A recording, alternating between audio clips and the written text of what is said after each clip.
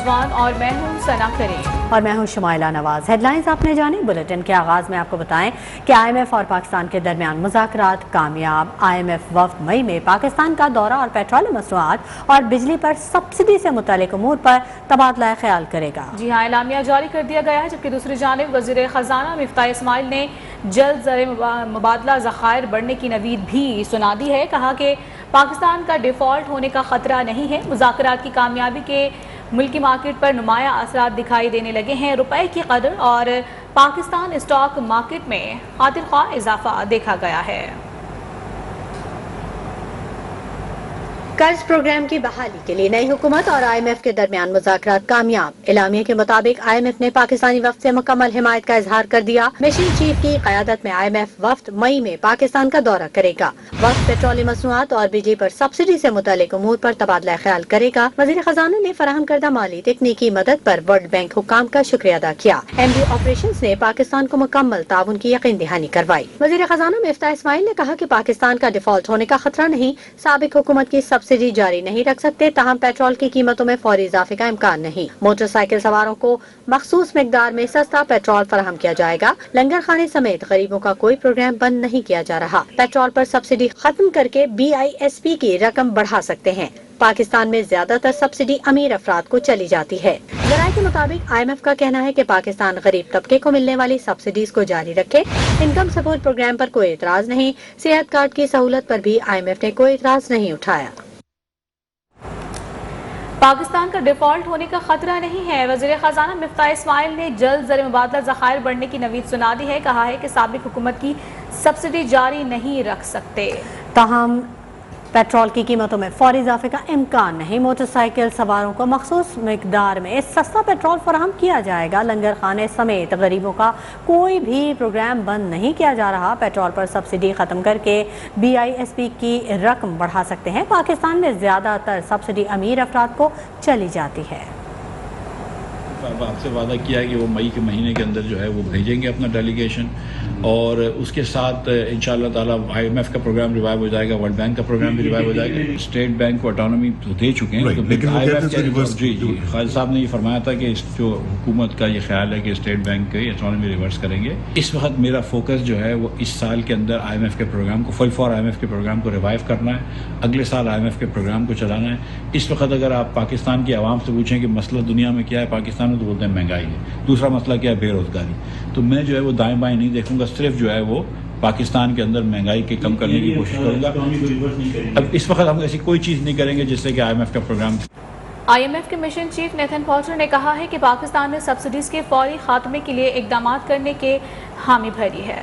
एक बयान में मिशन चीफ ने कहा कि गैर फंडशुदा सब्सिडी का मामला साथ में जायजे से मुतल्लिक मुज़ाकरात में ताख़ीर का बायस बना। पाकिस्तानी हुकाम ने दरख्वास्त की है कि तौसीफ़ फंड की सहूलत को जून 2023 तक बढ़ाया जाए। तर्जुमान ने कहा कि पाकिस्तान का दौरा करने वाला IMF वफ्द मुआशी इस्लाहात पर बातचीत करेगा। पाकिस्तान और IMF के दरमियान कामयाब मुज़ाकरात के बाद रुपए की कदर में बेहतरी आने लगी है। जी हाँ, इंटरबैंक में डॉलर की कदर ₹1.05 कम हो गई है, जिसके बाद डॉलर 185 रुपये 60 पैसे का हो गया है। रुपए की कदर में इजाफा। करेंसी मार्केट में डॉलर की कदर में ₹1.05 की कमी देखने में आई है।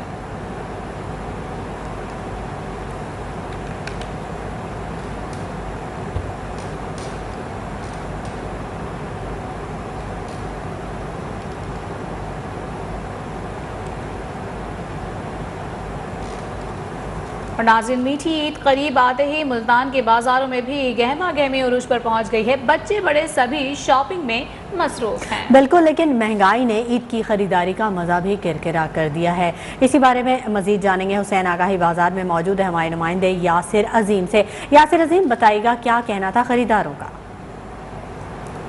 जी हाँ, बिल्कुल ईद में कुछ दिन ही रह गए हैं, इसलिए मुकाबला सख्त है और वक्त कम है और शॉपिंग करना भी ज़रूरी है। ख़ास तौर पर ख़वातीन की जानब से ईद के हवाले से शॉपिंग का सिलसिला है वो वो रूज पर पहुँचता जा रहा है। ख़ासतौर पर जो बाज़ार है मुल्तान के, वहाँ पर काफ़ी गहमा गहमी नज़र आती है।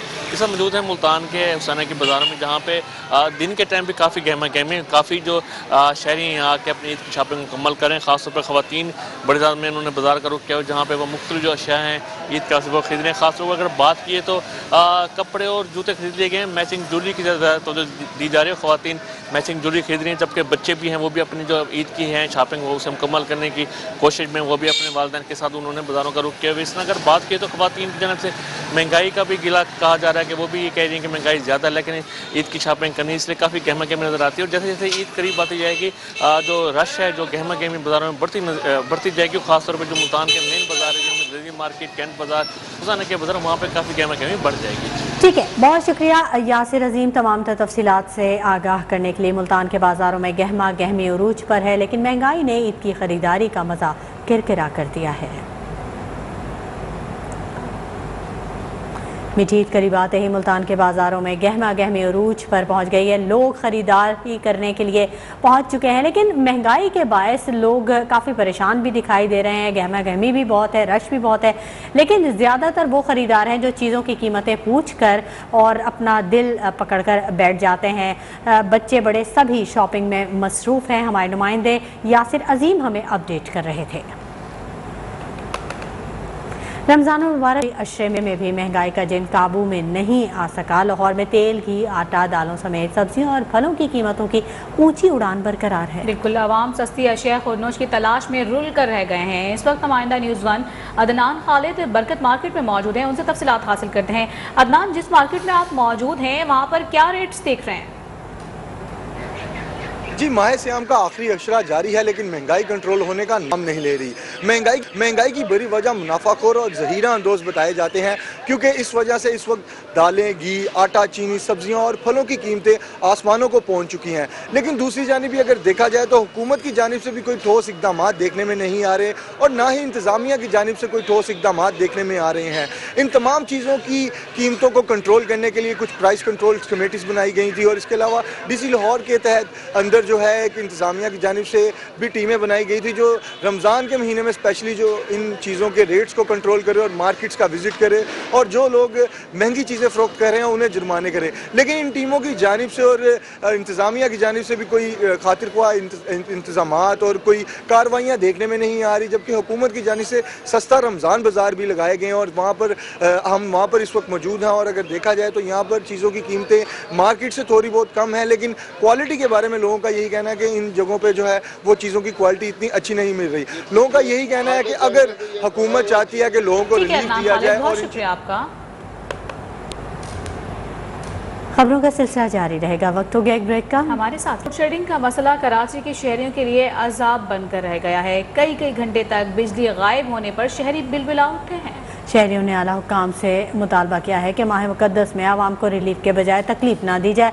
इसी बारे में मज़ीद जानेंगे हमारे नुमाइंदे मोहम्मद हमजा गिलानी से, जो कि इस वक्त मौजूद हैं हमारे साथ। हमजा गिलानी, बताइएगा। जी बिल्कुल, माह सयाम में भी शहर के कई इलाके जो हैं वो तारीकी में डूबे हुए हैं। लोड शेडिंग की वजह से लोगों को शदीद मुश्किलात के सामने। मेरे साथ एक शहरी मौजूद हैं। आप ये बताएं कि लोड शेडिंग के हवाले से आपके क्या तासुरात हैं, क्या मैसेज देता है गवर्नमेंट? ये आज के रमज़ान में तो वैसे ही लोड शेडिंग नहीं होनी चाहिए, लेकिन जाहिर है गवर्नमेंट, अभी नई गवर्नमेंट आई है, ये पीछे से अगर इलेक्ट्रिक देगी तो आएगी ना। वो इलाके जहाँ पे चोरी हो रही है, जहाँ पे लोग बिल नहीं भरते, वहाँ पे लोड शेडिंग होती है, कई घंटों की लोड शेडिंग होती है। तो आप इस हवाले से क्या तासुर रखते हैं कि लोगों को चाहिए कि वो बर वक्त बिल जमा कराएं ताकि उन इलाकों की भी जो है वो बिजली बहाल हो? नहीं, तो जहाँ चोरी हो रही है वहाँ कोई मतलब ऐसा सिस्टम लाना चाहिए ना कि वो चोरी नहीं कर सके। उनके मैंने सुना है मतलब एवरेज में देते हैं, कोई एवरेज वगैरह बिल आता है उनको एवरेज दें, ताकि दूसरे जो मतलब ये क्या कहते हैं लोड किसी और पे डाल देते हैं, तो उनका लोड किसी और पे नहीं डालें, उसी पे मतलब करें, उनको कोई एवरेज बिल देना तो फिर इतनी परेशानी नहीं होगी। बहुत बहुत शुक्रिया। इनके तासुरात यही हैं कि जिन इलाकों के अंदर लोड शेडिंग का सिलसिला जारी है उनको चाहिए कि वो अपनी बिलिंग को 100% करें, ताकि दूसरे इलाकों में जो है वो जो लोड जो डाला जाता है बिलों का वो ना डाला जाए। जबकि कराची के अंदर जिस तरीके से कई घंटों की बिजली जारी है उसकी एक बुनियादी वजह ये भी है कि जो पसमानदा इलाके हैं उन्होंने कुंडे डाले हुए हैं, जिसकी वजह से बिजली की तरसील मुतासर होती है और उसका जो इम्पैक्ट है वो बहुत शुक्रिया हमजा तमाम तफसीलात से आगाह करने के लिए।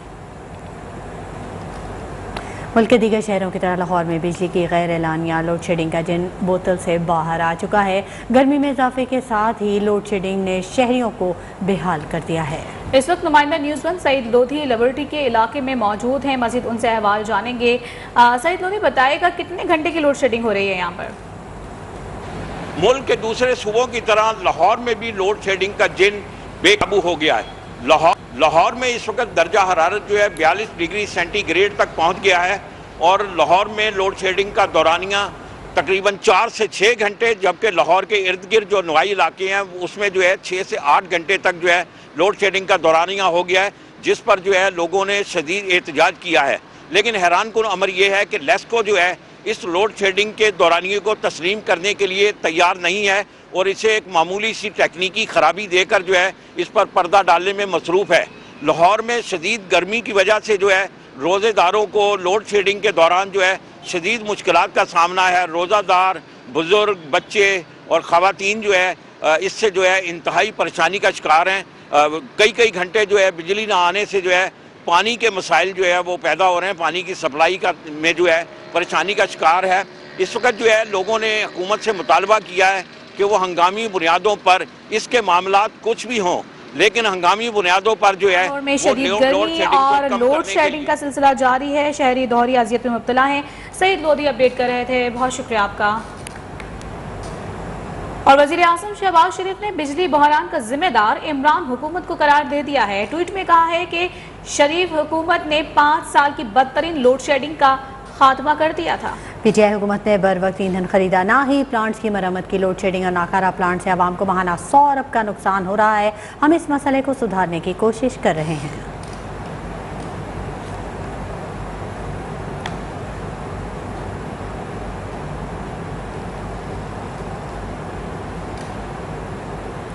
सुप्रीम कोर्ट से अच्छी खबरें मुतवक्के हैं। जल्द इम्पोर्टेड हुकूमत से जान छूटेगी। साबिक वज़ीर दाखिला शेख रशीद का दावा।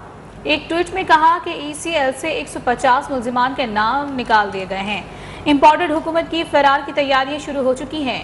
शेख रशीद अहमद का यह कहना था कि फौज अवाम की राय की कदर करती है।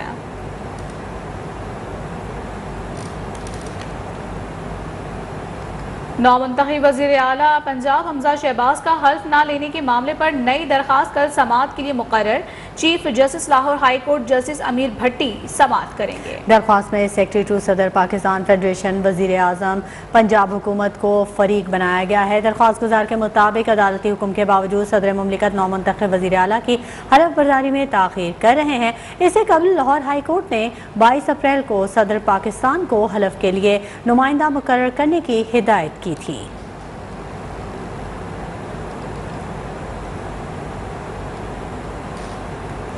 लाहौर हाई कोर्ट में मरीम नवाज की पासपोर्ट वापसी के लिए मुतफर्रिक दरख्वास्त पर समाअत अदालत ने नैब से जवाब तलब करते हुए समाअत कल तक के लिए मुलतवी कर दी। साथ ही आपको बताएं कि अदालत ने सरकारी वकील से एग्जिट कंट्रोल लिस्ट के बनाए गए रूल्स भी तलब कर लिए गए हैं। नैब वकील फैसल बुखारी ने कहा है कि अभी तक नैब ने रेफरेंस दायर नहीं किया। जमानत मनसूखी की दरख्वास्त सुप्रीम कोर्ट में ज़ेर समाअत है। मरीम नवाज के वकील एहसन हुन ने कहा कि आखिरी अशरा है। मरीम नवाज उम्रे पर जाना चाहती हैं।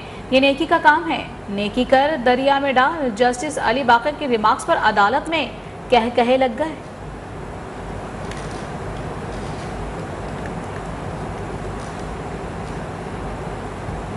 और फॉरेन फंडिंग केस मुकर्रर करने पर पीटीआई के इलेक्शन कमीशन के बाहर एहतजाज की धमकी। इलेक्शन कमीशन ने वजारत दाखिला से सिक्योरिटी मांग ली है। पीटीआई के मुल्क भर में इलेक्शन कमीशन के दफातर के बाहर एहतजाज और नाखुशगवार वाक़यात से निपटने के लिए इलेक्शन कमीशन ने सेक्रेटरी दाखिला को खत लिखकर सिक्योरिटी तलब कर ली। सुबह इलेक्शन कमीशन और ज़िले दफातर की सिक्योरिटी के हवाले से इजलास भी बुलाया गया। वाज़ेह है कि इलेक्शन कमीशन ने पीटीआई फॉरेन फंडिंग के 27 से 29 अप्रैल तक समाअत के लिए मुकर्रर कर रखी है। और जंग से अफसोसनाक खबर दें, जहां 2 गाड़ियों में खौफनाक तसादुम के नतीजे में 6 अफराद जाँ बहक जबकि 8 अफराद जख्मी हो गए हैं। रेस्क्यू के मुताबिक लैया रोड पर 2 गाड़ियों में तसादुम हुआ। लाशों और जख्मियों को करीबी अस्पताल मुंतकिल कर दिया गया है। खबरें और भी हैं, शामिल होंगी इस ब्रेक के बाद, हमारे साथ रहिएगा। Welcome back. यहाँ आपको बताएं कि ऑल पार्टीज हुर्रियत कॉन्फ्रेंस में हुर्रियत रहनुमाओं में इख्तलाफात का भारतीय प्रोपेगेंडा मुस्तरद हो गया है। मोदी के दौरे जम्मू के बाद एक बयान में कहा कि मकबूजा कश्मीर के तमाम आज़ादी पसंद रहनुमा ऑल पार्टीज हुर्रियत कॉन्फ्रेंस के परचम तले मुत्तहिद हैं और अक़वाम मुत्तहिदा की करारदादों के मुताबिक हक़ खुद इरादियत चाहते हैं। हुर्रियत पसंद रहनुमा सैयद अली गिलानी के नक्शे कदम पर चल रहे हैं। तर्जुमान ने मोदी के दौरे के दौरान वादी में वहशियाना कार्रवाइयों और 3 जवानों की शहादत की शदीद मजम्मत की।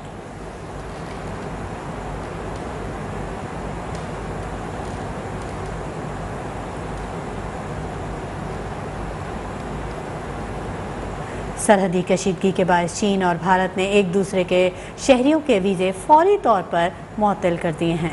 गैर मुल्की मीडिया के मुताबिक चीन ने उन भारतीय तलबा के वीज़े मुअत्तल किए हैं जो कोरोना आने पर वतन वापस चले गए थे और पाबंदियों में नरमी के बाद वापस नहीं आए। इन तलबा की तादाद हज़ारों में है।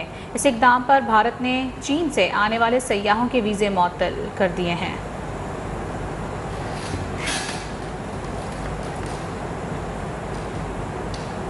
और रूस यूक्रेन के दरमियान 2 माह गुजरने के बावजूद कशीदगी कम ना हो सकी। अक़वाम मुत्तहिदा के सेक्रेटरी जनरल एंटोनियो गुतेरेस आज जंगबंदी के लिए तुर्की पहुंचेंगे, जिसके बाद वो रूस और यूक्रेन का दौरा करेंगे। उधर यूक्रेनी सदर व्लादिमीर ज़ेलेंस्की ने ख्वाहिश जाहिर की है कि रूसी सदर पुतिन से बराह रास्त मुलाकात से जंग खत्म हो सकती है। दूसरी जानिब अमेरिका ने यूक्रेन के लिए मज़ीद $300 मिलियन की फ़ौजी इमदाद का ऐलान किया है।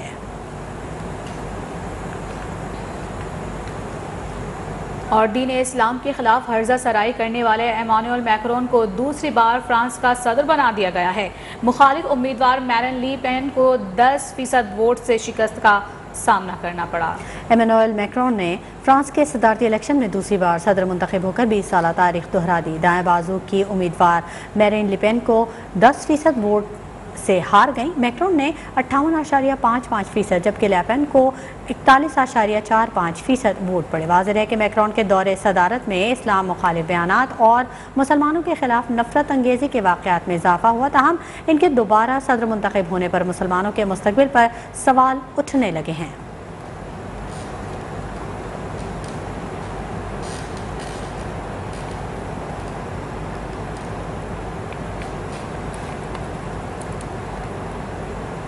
रमज़ानुल मुबारक का महीना मदीना मुनव्वरा का मंजर हसीन हो गया। मदीना मुनव्वरा में रमज़ान के आगाज़ से अब तक 1,40,00,000 से ज़ायद ज़ायरीन और नमाजियों की आमद हुई। अब तक लाखों ज़ायरीन ने रोज़ा रसूल सल्लल्लाहु अलैहि वसल्लम पर हाज़िरी भी दी।